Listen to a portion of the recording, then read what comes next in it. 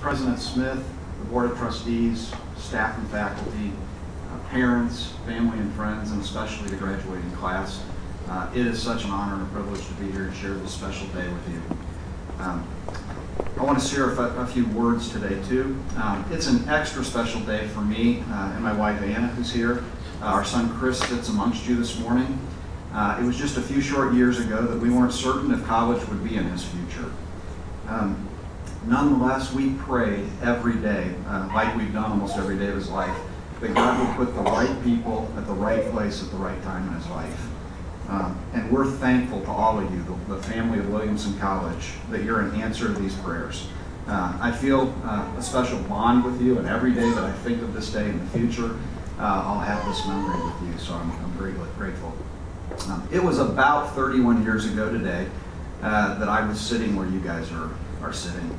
I remember so many of the details of that day. I remember family sharing in the special day. I remember a new season of life beginning. I remember a new job about to start, a new bride. I literally remember tons of details about that day. What I have no recollection of is who in the world the commencement speaker was. And honestly, even if I remember it, I have no idea what they said.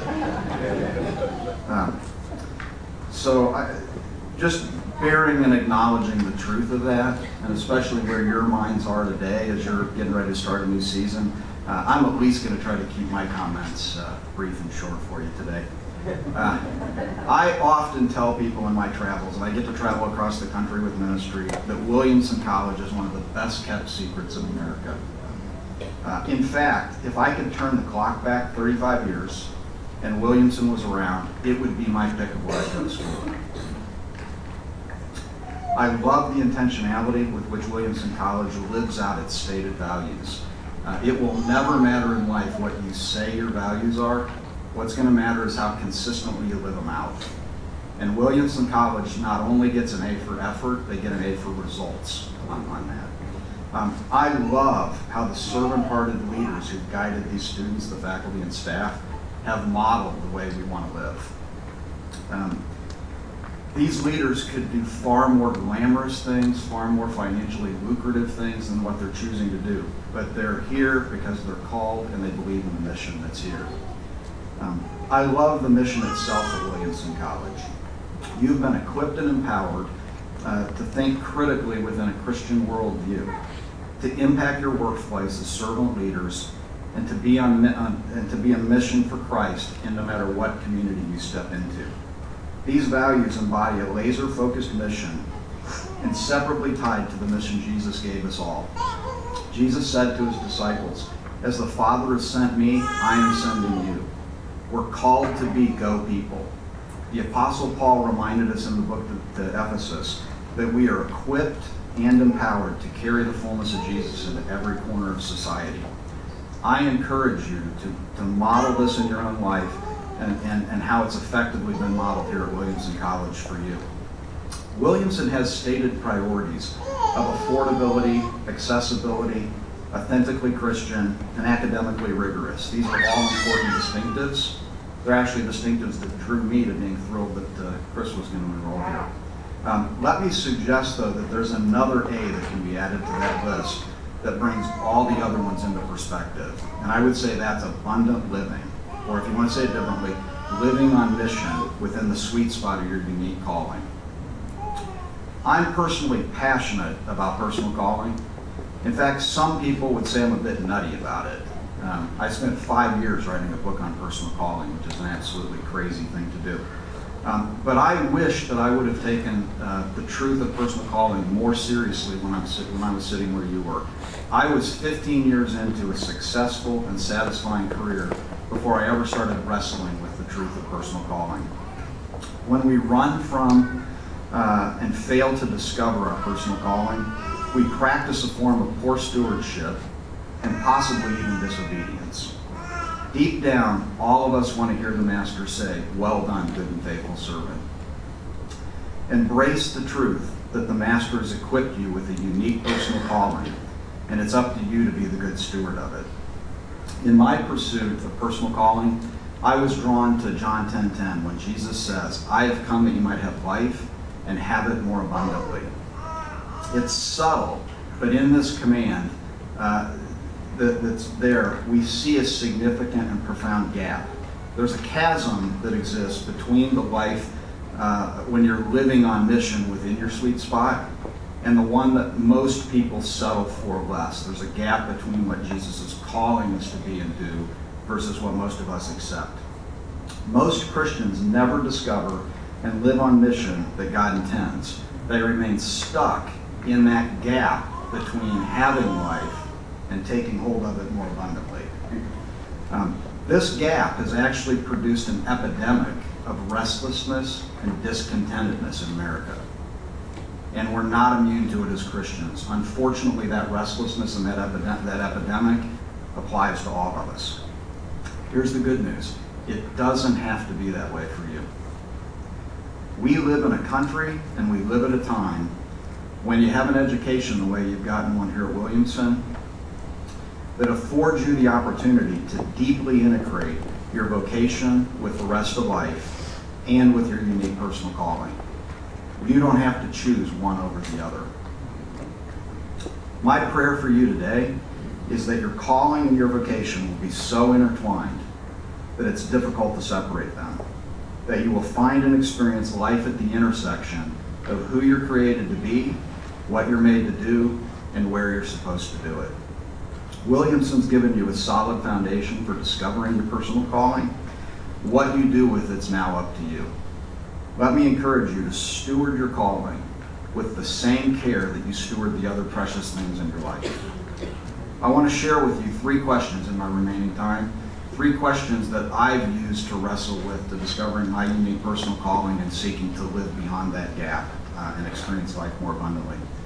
The first question is by far the hardest question. How will I measure success? What is my personal scorecard? Is it rooted in material things of this world or in the eternal things of heaven?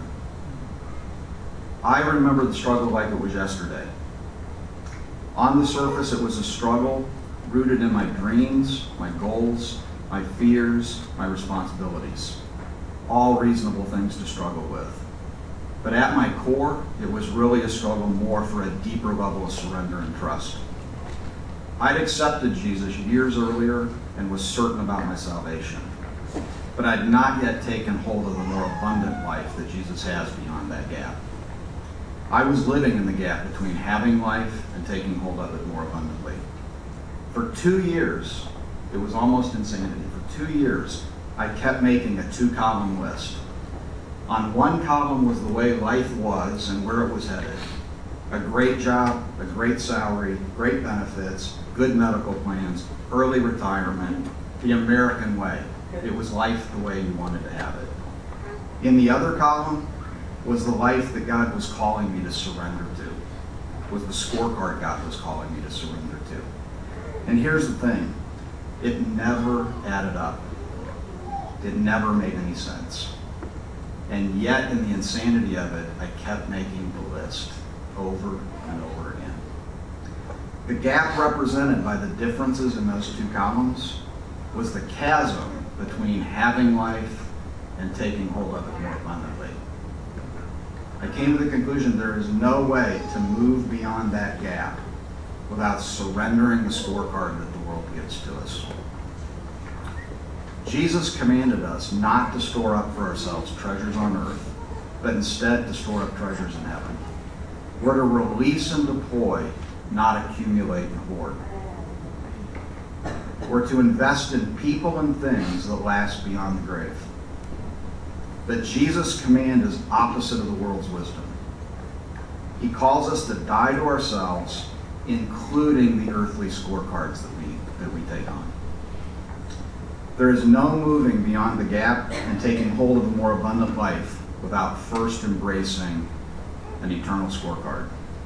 In your time here at Williamson, you've been equipped to discover your God-given gifts and talents. Now the scorecard you embrace largely will shape the impact that you pursue and certainly the results that you get. Live with the right scorecard.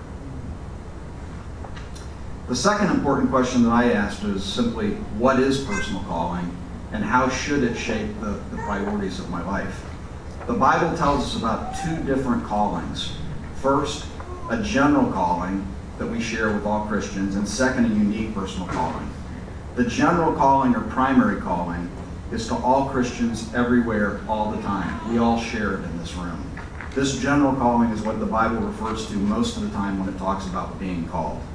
We are called to be filled with the fullness of Jesus, to overflow and carry that fullness to other people wherever we find ourselves.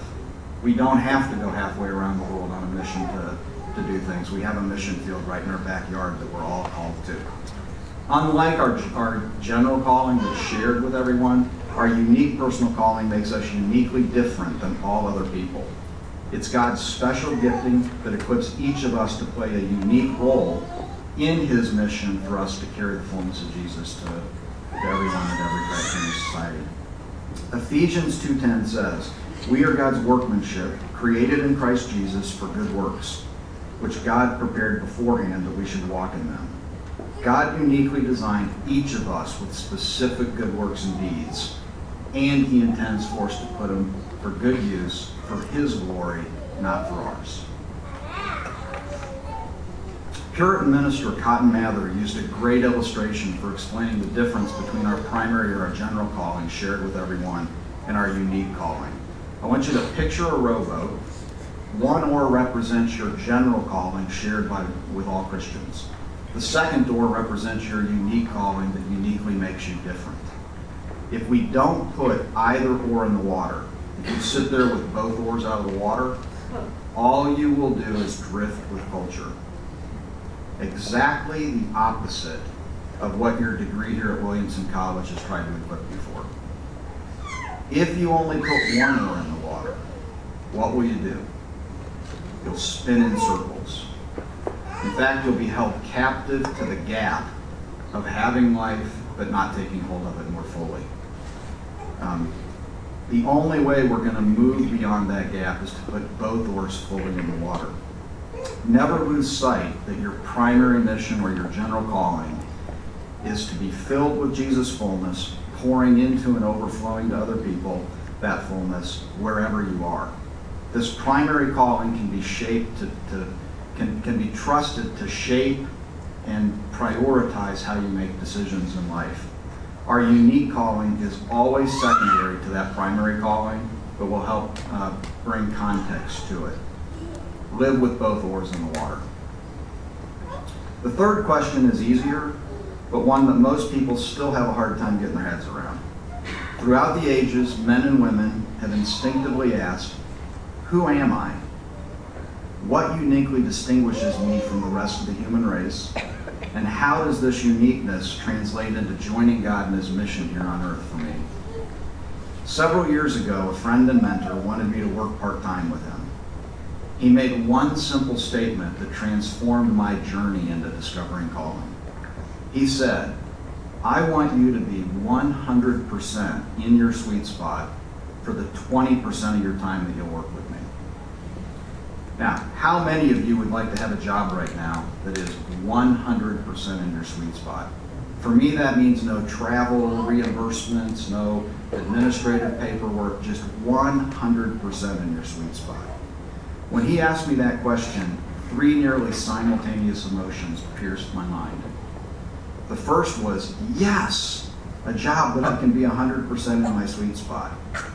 Immediately, that was replaced with, ugh, how in the world would I know if I was 100% in my sweet spot? And worse yet, how would somebody even hold me accountable to being 100% in my sweet spot? Now that was immediately replaced by the emotion of, ugh. Why in the world am I getting so excited about spending just 20% of my time in my sweet spot?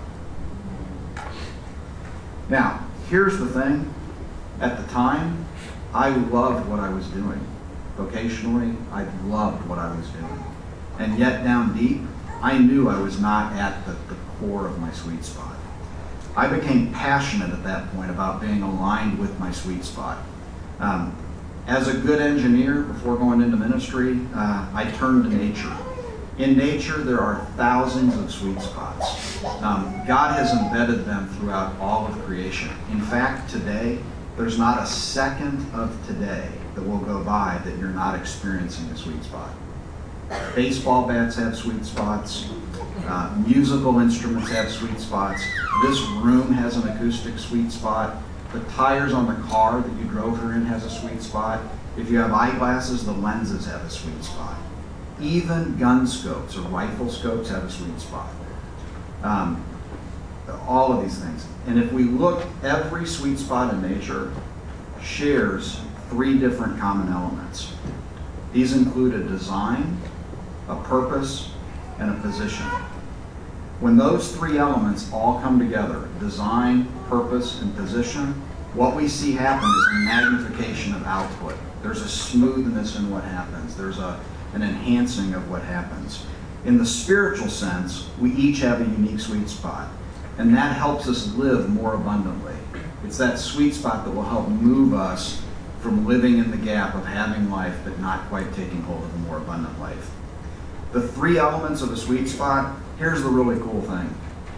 Those 3 elements of a sweet spot, they perfectly line up with the 3 most common questions that many of you come into this room asking.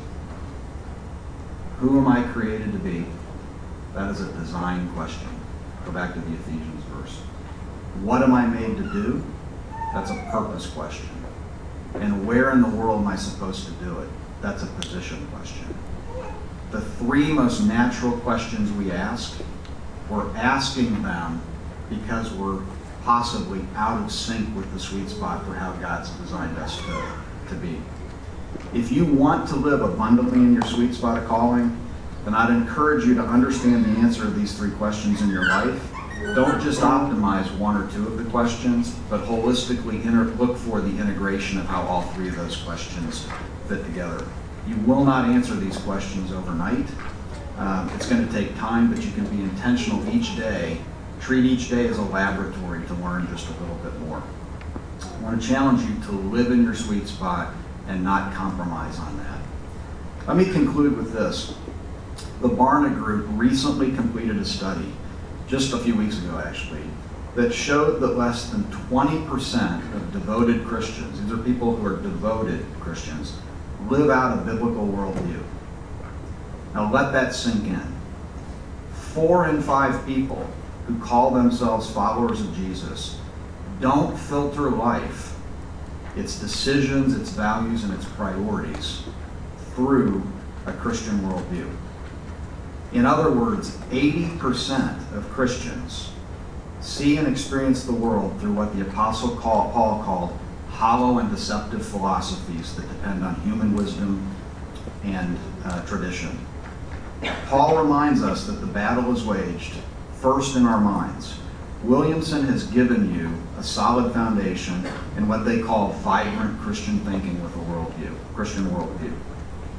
My prayer for you today is that you will have the courage to boldly live within a Christian worldview, and that you will model a life lived beyond the gap. That you will not be satisfied with simply pursuing a good life, but instead will diligently pursue taking hold of a more abundant life.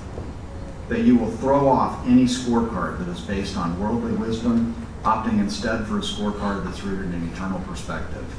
That you will pursue ever-increasing clarity on the sweet spot of your unique personal calling, and will have the courage to be bold in stewarding the unique gifts and resources God's entrusted to you. So, members of the class of 2017, as the Apostle Paul said to the church in Ephesus, I give you this charge. Live a life worthy of the calling that you've received. Go and carry the fullness of Jesus into every crack and cranny of society. Live abundantly, live your calling, live beyond the gap. Congratulations, well done. We're all going to be cheering you on.